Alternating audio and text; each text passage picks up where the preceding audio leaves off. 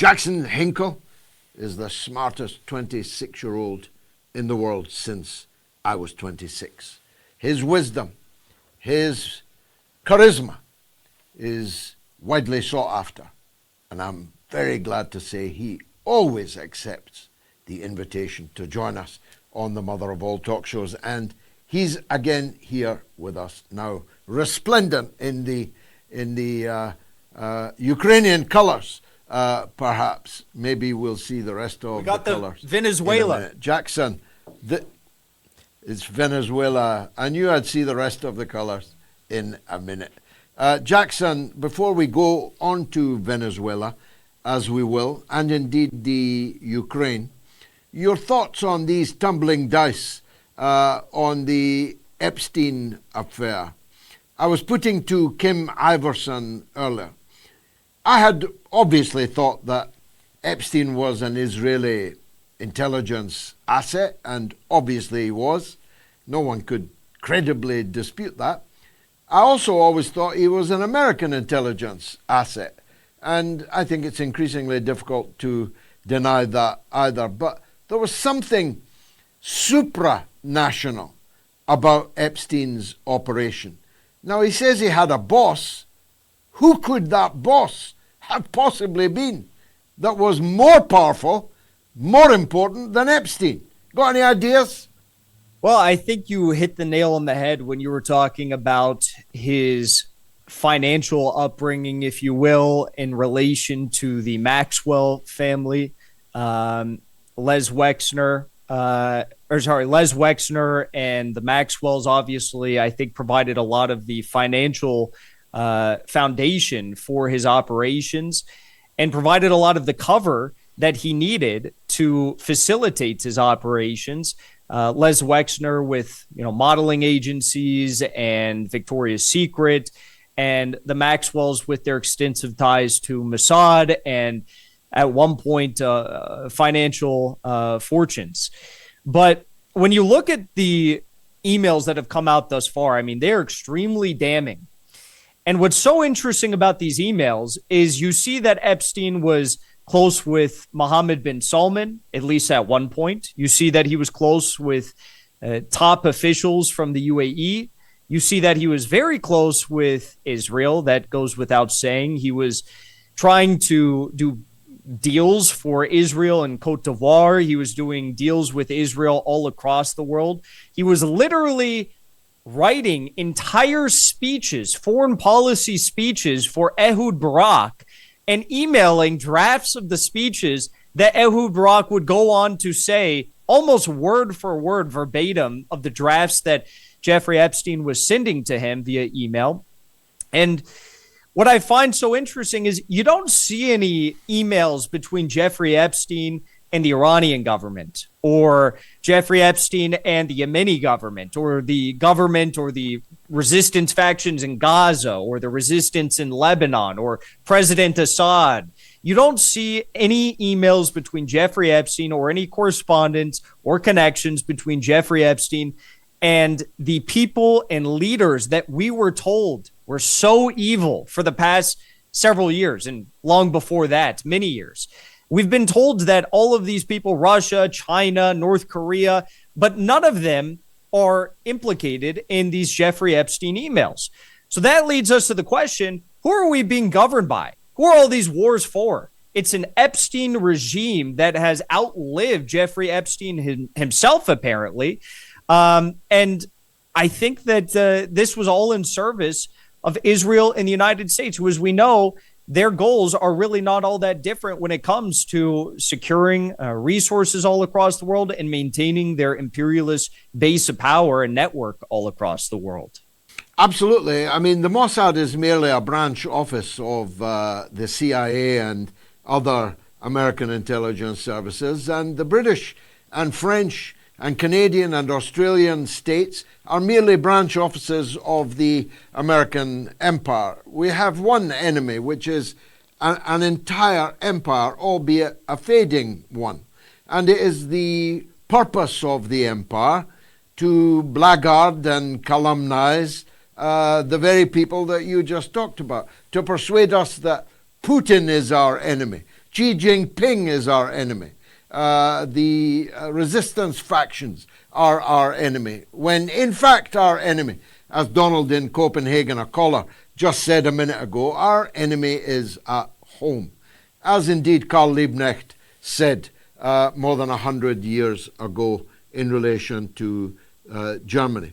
But let's look at the international implications of all of this, Jackson. I mean, wag the dog is an obvious temptation right now. A war, even if it was a disastrous war in Venezuela, would sure take Epstein off the front pages in the wag the dog Dustin Hoffman movie style. It's looking, therefore, to me, more and more likely that Trump is going to do something, at least, against Venezuela. Is that why you're wearing the colors? That is why I'm wearing the colors today. And what a historic day. Today is your 500th episode of Moats. Congratulations to you on that. But also historic because today is the day that the USS Gerald R. Ford landed in the Caribbean. Today is the day that we can assume the CIA just conducted its first two attacks on Venezuelan energy infrastructure for the first time in years.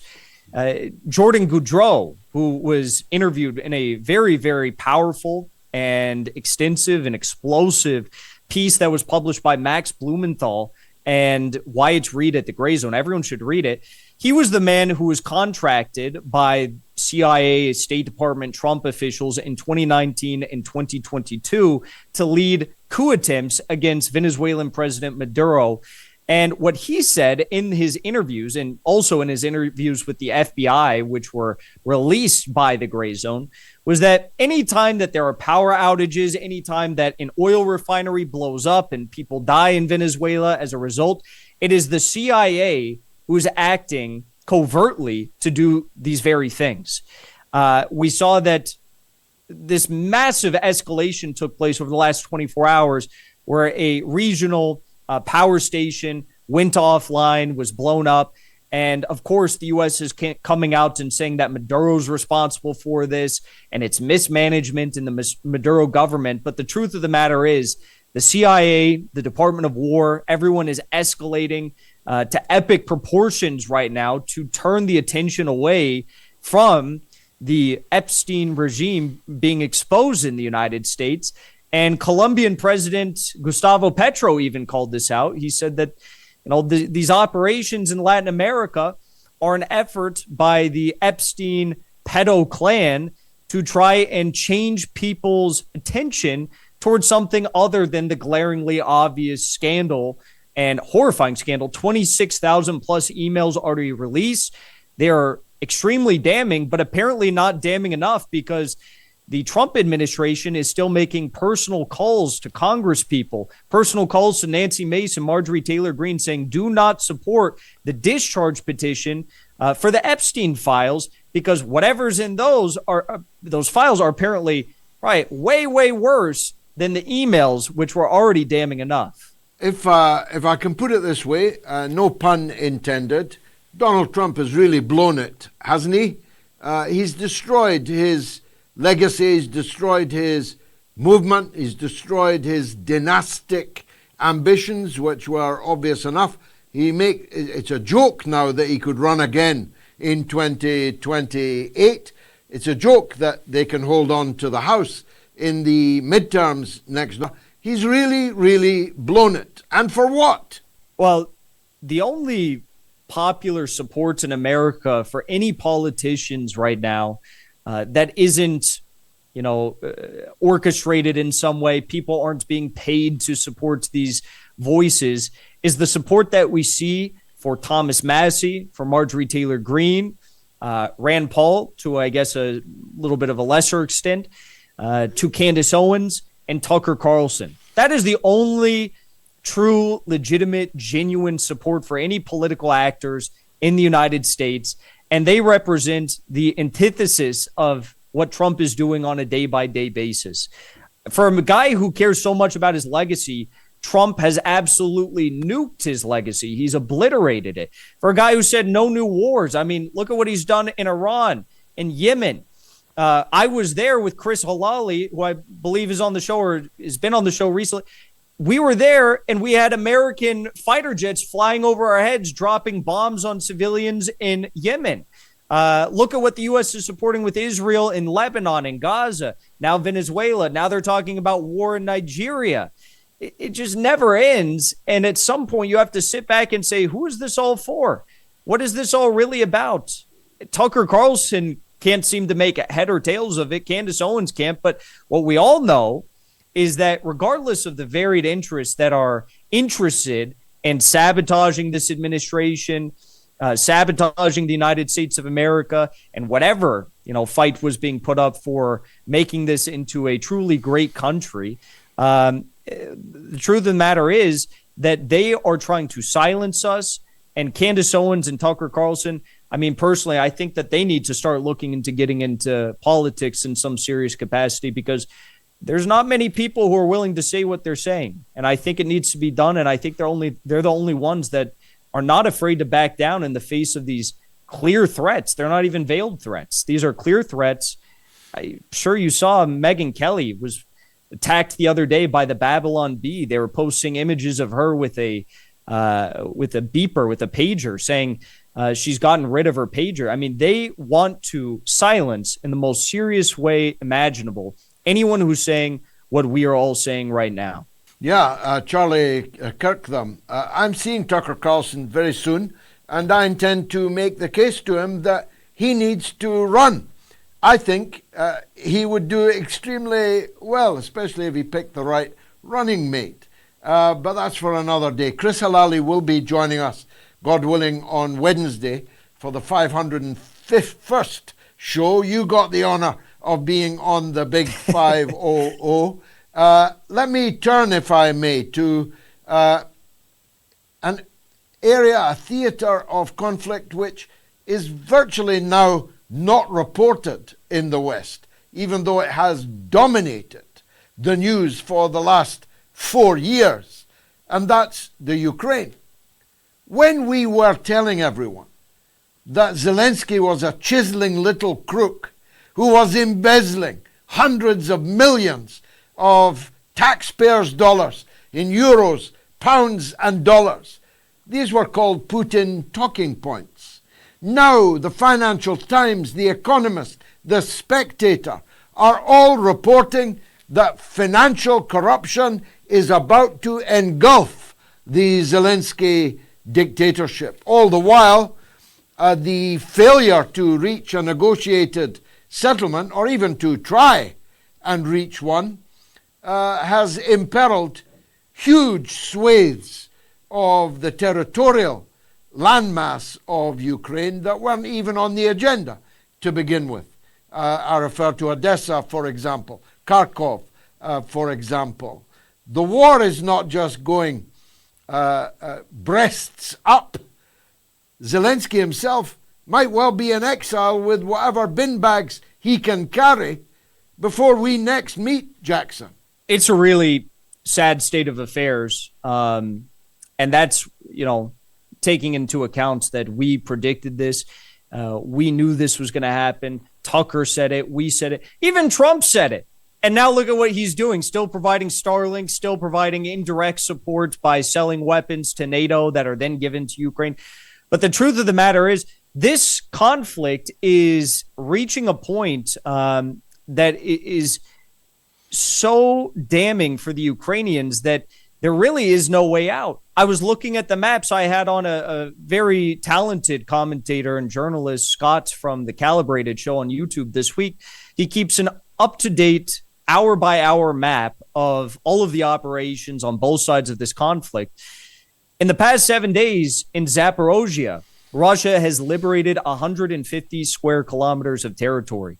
Beyond the territory that they've liberated, this big push that's been going further west into Zaporozhye is open land until you get to the city of Zaporozhye. So basically, in the south, the area that was supposed to be protected as a result of the 2023 counteroffensive in Ukraine, that is now going to all be in Russia's hands.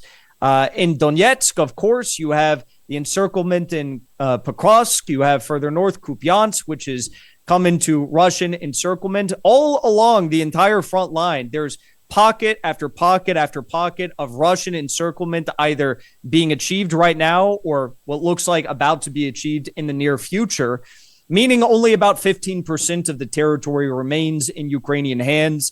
Konstantinovka, you have Slavyansk, and you have Kramatorsk. These are areas that have been built up by Ukrainian defenses for years and years and years prior to this special military operation beginning in 2022.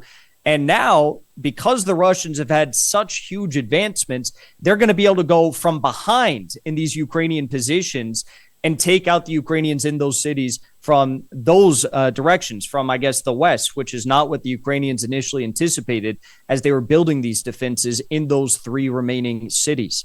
As for the corruption scandal you mentioned, that's the reason why Ukraine is having such major uninterrupted blackouts right now, because the money that was stolen by the oligarch that Zelensky is now holding up to the fire and crucifying was money that was supposed to be placed for the defense of Ukraine's energy infrastructure. So all these blackouts are happening. People are wondering, why is it that our energy infrastructure, our power stations, our refineries are so easily targeted and nothing can be done? Well, the guy who used to be Zelensky's closest associate pocketed hundreds of millions of dollars that was supposed to be used to protect those stations. And now there's nothing left. There's no time left. There's no money left. There's no men left. And you bring up, I'll mention one last thing, the cities of Odessa, Nikolaev, for example, as well. These cities, as people talk about, are these cities going to be Russian? Are these going to be Ukrainian at the end of the conflict? These cities are not defended in the same way that the territories in Donetsk and Lugansk are.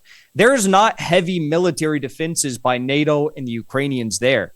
So if Russia makes it far enough, presumably, they would just be able to walk into these cities. Of course, they have naval drones that they launch from Odessa and these port cities like Nikolaev, but there's no real defenses there, and there wouldn't be much of a fight to put up from the Ukrainians if the Russians decided that they wanted that territory. So I think this is going to end about as poorly as anyone on the Ukrainian side could have imagined. And it didn't have to be like this, but corruption only accelerated the process. Yeah, and of course, the possibility of uprising in cities like Odessa, where overwhelmingly the people are Russian people, and where they never wanted to be in this situation in the first place. You could actually get uprisings in these Russian majority cities, which, of course, will only end one way given the military situation. But back to the corruption for a moment. This is our money they've stolen, Jackson. It was our governments that gave them our money. While our infrastructure, never mind Ukraine's infrastructure, our infrastructure is crumbling and failing. Our people are cold with the incoming winter. In Britain, for example, where energy is now 5 times what it was 4 years ago, nobody's handing money to our poor people. They're handing it to Zelensky. And now these crooks have taken off. One of them's in Turkey, one of them's in Israel. They're all on tape. Credit to the United States government for this. The special auditing that's been going on is smoking out these people pretty remorselessly now. But the big enchilada is Zelensky. There's no way that all of his friends were stealing hundreds of millions of dollars and he didn't know about it. No, of course not. Of course, he knew about all of it. And I'm sure many of the hundreds of millions that they pocketed and left the country with, they have in a reserve account for him somewhere. But, this is to be expected. What else is new? It's the same with every single conflict that we see the U.S. and the Europeans engage in.